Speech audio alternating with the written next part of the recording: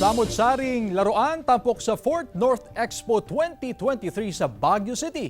Tunghayan sa report ni Claire Lacanilaw. Mabubusog ang inyong mga mata sa dami ng mga laruang makikita. Talaga namang nostalgic feels ang vibes ng libo-libong laruan na bida sa 4th North Hobby Expo 2023 sa Baguio City.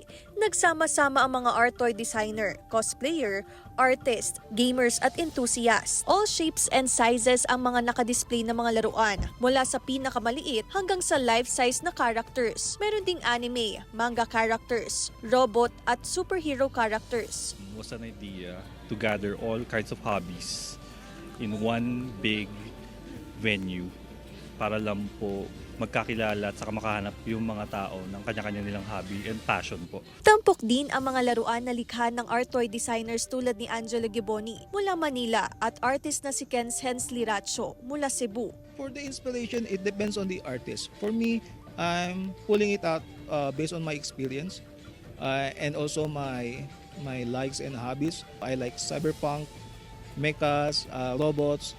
Kinakabahan ako kasi wala akong experience on mga conventions na ganito. And this is actually the first time and I'm glad it's here in BCC because the weather is nice and people are very nice. Samantala, kaisa rin ang GMA Regional TV and Synergy bilang official media partner ng 3-day event na magtatagal hanggang sa Linggo. Kasama si Henry Duminsil, Claire Lacanilaw, 1 North Central Luzon.